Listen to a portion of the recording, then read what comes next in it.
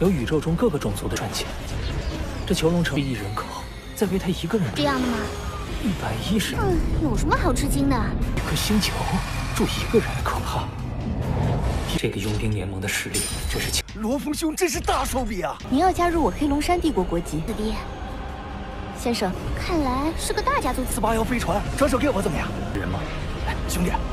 Halo kalian semua, selamat datang di channel Singkat Padat. Pada video kali ini kita akan membawakan konten spoiler dari serial Donghua Soulstar episode 93. Dan ingat, konten ini merupakan konten spoiler yang mimin ceritanya ambil dari versi novelnya. Dan jika kalian tidak tertarik dengan konten spoiler seperti ini, kalian bisa tetap menunggu di konten Donghuanya di setiap minggu pada hari Selasa. Dan karena episode 92 baru tayang kemarin, lebih baik kita langsung saja masuk ke pembahasan konten spoilernya, yang dimana konten spoiler ini akan kita mulai dengan Lo Feng yang baru pertama kali sampai dari planet Dragonstar. Dan setelah mereka sampai di depan dari gerbang masuk planet Dragonstar, mereka pun dituju dengan traktor otomatis dari parkiran pesawat itu sendiri, yang dapat memarkirkan pesawat Lo Feng secara otomatis tanpa perlu dikendalikan oleh Babata. Pesawat mereka dibawa ke tempat sebuah pelabuhan yang tampak begitu indah berwarna perak. Mereka telah terdaftar di suatu pelabuhan kelas C. Kapal mereka pun akhirnya telah berhenti di pelabuhan dari kelas C itu. Di sana Lo Feng keluar dari pesawat Black Dragon Mountain dan Lo Feng merasakan jika gravitasi dari planet ini 3 kali lebih berat daripada bumi. Di sana Lo Feng disambut oleh seorang alien yang tampak begitu ramah. Ia meminta bayaran kepada Lo Feng atas parkiran yang telah Lo Feng lakukan. Karena kapal yang telah dititipkan tepat ini menggunakan sistem pembayaran yang berupa penyewaan. Dan Lo Feng harus membayar sebanyak $600 naga hitam untuk bisa parkir di sini. Lo Feng juga telah mendapatkan sebuah kartu dermaga kelas C yang akan berguna jika Lo Feng ingin mengambil kapalnya kembali maupun menaruh kapalnya kembali di planet Dragonstar ini. Lo Feng membayar tagihan tersebut menggunakan 1 keping koin Ganwu, yang dimana 1 keping dari koin Ganwu ini bernilai 1000 koin dari Black Dragon. Hal itu membuat sang pelayan senang kepada Lo Feng karena dirinya telah mendapatkan 1 koin Ganwu, yang dimana koin Ganwu ini merupakan koin langka. Dan siapapun yang memiliki koin Ganwu ini maka ia memiliki status elit. Hal ini pun membuat sang pelayan itu iri kepada Lo Feng. Tidak lama kemudian di sana Lo Feng melihat adanya sebuah pesawat luar angkasa yang baru saja mendarat di dekat pesawat Lo Feng. Pesawat itu tampak memiliki bentuk yang sangat besar, dan dari pesawat itu muncul seseorang berkulit biru dengan postur tubuh yang besar seperti orang gemuk. Dan orang ini memiliki pengawalnya sendiri yang ranahnya berada di tingkatan Star Travel tingkatan 3 dan juga 8. Sedangkan orang ini berada di tingkatan dari Star Travel tingkatan ketiga. Tak disangka orang ini sangat tertarik dengan kapal milik Lo Feng, yaitu kapal dari Black Dragon Mountain X81 yang terbuat dari logam yttrium hitam mewah. Kapal ini sendiri sudah sangat langka dan kebanyakan pemilik dari kapal ini sudah tewas, kata orang itu. Dengan segera orang itu datang ke tempat Lo Feng untuk menawarkan kapal Lo Feng agar Lo Feng mau menjual kapalnya kepada dirinya. Dengan jangka 10 tahun dirinya akan mampu membeli kapal tersebut, kata orang itu. Orang itu memperkenalkan dirinya kepada Lo Feng dengan nama Gao Sheng. Gao Sheng pun juga ingin mengenali siapa Lo Feng ini. Lo Feng memperkenalkan dirinya kepada Gao Sheng dengan nama aslinya, yaitu Lo Feng. Dan tentu saja Lo Feng menjawab kalau dirinya masih belum berniat untuk menjual kapal tersebut. Tetapi di sini Lo Feng khawatir dengan Gao Sheng karena Lo Feng sekarang tidak membawa seorang pengawal dalam pengunjungannya ke planet dari Dragonstar ini. Biasanya seseorang yang tidak membawa pengawal, orang itu akan menjadi target yang empuk bagi para perampok. Lo Feng yang mendengar itu langsung memamerkan penjaga dari Liquid Silver Guardnya kepada Gao Sheng. Hal ini pun membuat Gao Sheng terkejut karena Lo Feng ternyata memiliki penjaga perak cair, yaitu sebuah jenis robot canggih yang sangat paten dalam melindungi majikannya, bahkan melebihi dari para penjaga milik Gao Sheng ini. Hal ini pun membuat Gao Sheng merasa iri kepada Lo Feng. Lalu Gao Sheng pun mengajak Lo Feng pergi bersama keluar dari dermaga ini. Lo Lo Feng yang mendengar itu menerima tawaran dari Gao Sheng. Di tengah perjalanan, Gao Sheng bercerita kepada Lo Feng kalau dirinya sebentar lagi akan mendapatkan hadiah dari ayahnya, yang dimana hadiah itu merupakan sebuah planet yang memiliki nyawa senilai 11 miliar orang yang berada di planet itu. Dan jika para warga tersebut membayar pajak, maka bisa memberikan keuntungan bagi Gao Sheng sampai senilai 600 juta dolar naga hitam. Bagi Gao Sheng untuk bisa mengumpulkan angka senilai 20 miliar tidaklah sulit. Lo Feng yang mendengar itu pun sangat terkejut karena dirinya tidak menyangka jika di luar alam semesta ini kekayaannya sudah dihitung dengan pemilikan planet, yang jika dibandingkan dengan bumi mereka hanya memamerkan tanah dan juga harta seperti rumah dan juga mobil. Sedangkan di alam semesta nilai kekayaan seseorang sudah dihitung dengan kepemilikan planet. Melihat Gao Sheng yang sangat kaya ini membuat Lo Feng juga penasaran seberapa kaya dari planet Tuan Huyanbo. Sampai-sampai Tuan Huyanbo sendiri telah membunuh pemilik dari pesawat Black Dragon Mountain sebelumnya yang telah terkubur di bawah tanah yang sangat dalam. Singkat cerita, perjalanan mereka berdua telah sampai di sebuah tempat yang bentuknya ini seperti kastil megah, dengan kastil itu yang luasnya 9,8 km.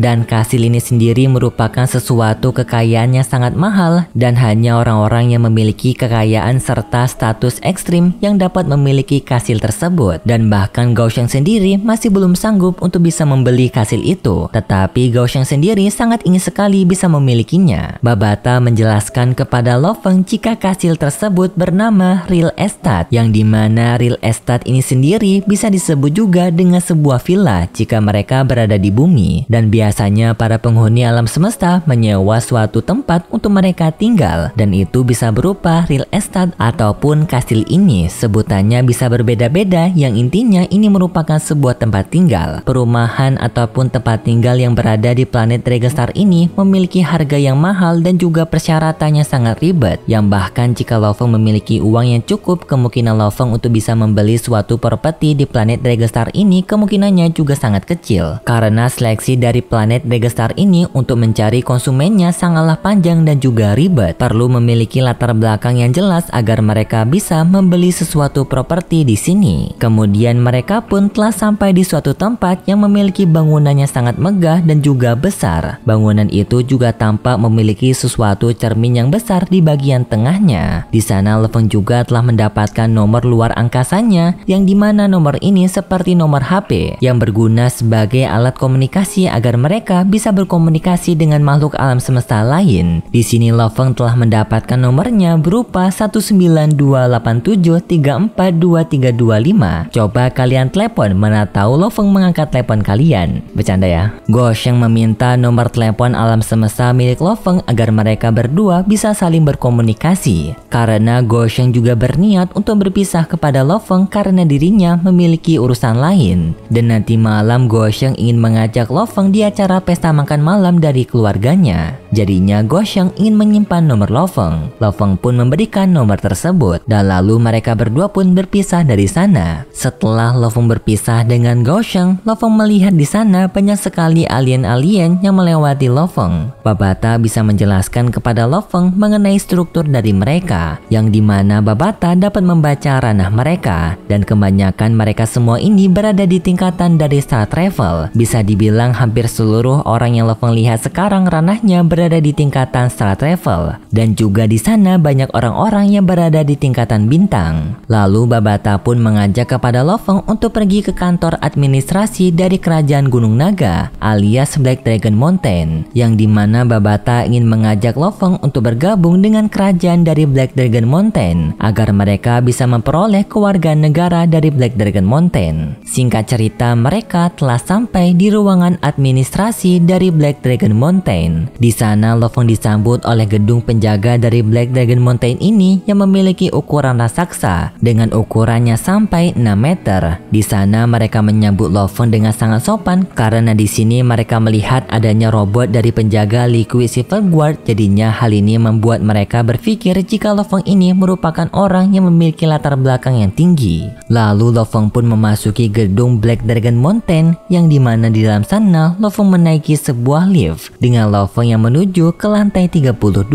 Di sana Loveng disambut oleh seorang wanita yang merupakan seorang resepsionis. Loveng pun menyampaikan kepada wanita itu kalau dirinya akan mendaftarkan diri sebagai keanggotaan dari Black Dragon Mountain. Wanita itu cukup terkejut mendengar Loveng yang ternyata masih belum memiliki kewarganegaraan di usianya yang sekarang. Tetapi wanita itu justru lebih terkejut dengan ia yang melihat robot canggih milik Loveng ini yang merupakan penjaga perak cair. Hal ini membuat wanita itu merasa kagum dengan Loveng. Walaupun di sini Loveng memiliki penjaga perak cair, tetapi Loveng dapat bersikap dengan sopan kepada dirinya, ibaratkan seorang raja yang memberikan senyuman kepada pelayannya. Lalu Loveng pun dibawa ke ruangan dari pendaftaran kewarganegaraan Black Dragon Mountain. Di dalam ruangan tersebut, Loveng juga disambut dengan sangat ramah oleh para pengurus dari pendaftaran Black Dragon Mountain ini, yang dimana mereka sangat terkejut dengan kehadiran Loveng karena Loveng yang membawa penjaga Liquid Silver Guard membuat mereka menyadari jika Loveng ini merupakan seorang elit. Loveng langsung menyampaikan kalau dirinya ingin mendaftarkan dirinya sebagai anggota dari Black Dragon Mountain, dan hal ini pun membuat mereka kembali terkejut karena seseorang yang memiliki penjaga Liquid Silver Guard belum mendaftarkan dirinya ke suatu kewarganegaraan. Dan di sini mereka berpikir jika Loveng ini merupakan seorang elit yang telah dilatih khusus dan baru saja dirinya ini keluar dari latihan itu. Makanya sekarang Loveng tidak memiliki kewarganegaraan dari manapun. Mereka mencoba mencari informasi dari Loveng dan ternyata benar Loveng ini tidak memiliki informasi apapun dari kewarganegaraan lain, yang artinya Loveng benar-benar masih murni tidak memiliki ikatan dengan organisasi dan negara manapun.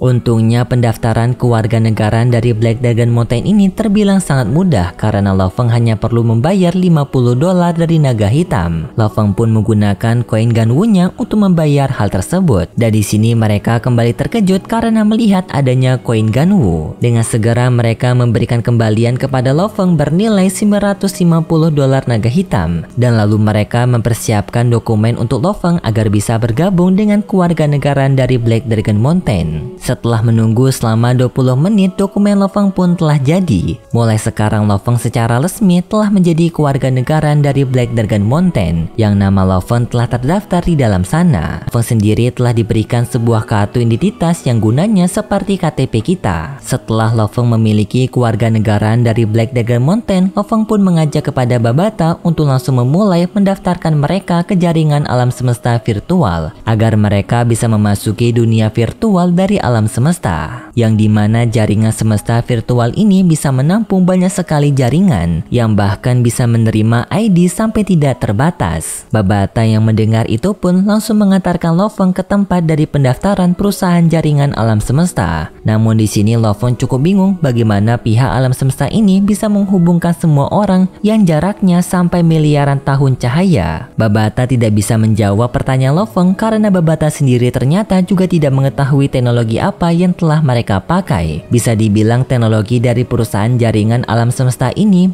memiliki ilmu pengetahuan yang lebih besar daripada Babata, dan karena hal ini juga membuat mereka bisa menguasai pasar dari perusahaan jaringan alam semesta. Bisa dibilang mereka ini merupakan salah satu kelompok yang memiliki peran tinggi dari alam semesta. Dan ada lagi yang lebih besar daripada perusahaan jaringan alam semesta, yaitu adanya sebuah bank galaksi alam semesta, bank pertama semesta, Battle X Colosseum, Universe Mercenary Alliance, dan perusahaan virtual jaringan alam semesta. Mereka ini bisa dibilang sebagai penguasa mutlak dari pasarnya alam semesta. Tidak ada yang bisa menggeserkan mereka karena monopoli yang telah mereka lakukan sendiri. Bahkan harta milik Tuan Huyangbo sendiri juga tersimpan di bank galaksi alam semesta tersebut. Yang ketiga, rekening tersebut berada di sana. Dan kelima kelompok dari pasar besar alam semesta ini disebut dengan 5 besar Leviathan. Loveng yang mendengar itu pun bisa mengukur kekuatannya sendiri seberapa besar dirinya ini ketinggalan daripada orang lain,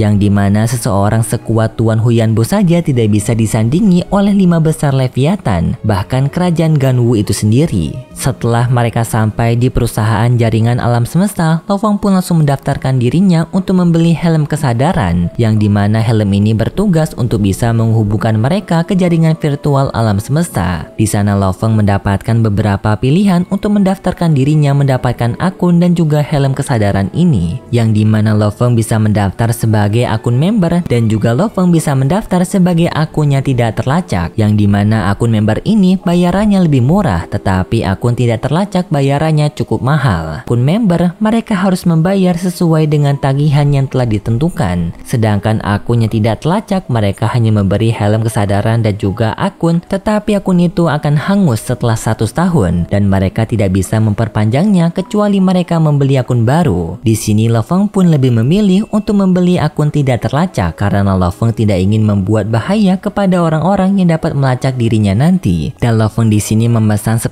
helm dan juga 10 akun tidak terlacak yang sepertinya Lo Feng akan membagikan helm itu kepada orang yang terdekatnya seperti pemimpin Hong dan juga Lei Shen. Dan pesanan yang telah Lo Feng lakukan ini mendapatkan harga yang sangat mahal, yaitu 17.000 koin naga hitam ataupun 17 koin Ganwu. Setelah Lo Feng mendapatkan 10 akun dan juga 10 helm kesadaran, Lo Feng pun memasukkannya ke dalam cincin penyimpanannya. Dan sepertinya untuk konten spoiler dari serial Donghua Swell Star episode 93 sampai di sini dulu. Kita akan melanjutkan ceritanya lagi di lain waktu. Kalau gitu terima kasih buat kalian semua yang sudah menonton video ini sampai akhir. Jika kalian suka dengan video kali ini bisa beri like serta subscribe dan sampai jumpa di video selanjutnya. See ya.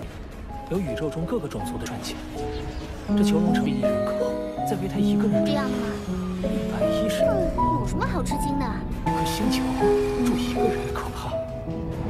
这个佣兵联盟的实力真是强。罗峰兄真是大手笔啊！您要加入我黑龙山帝国国籍？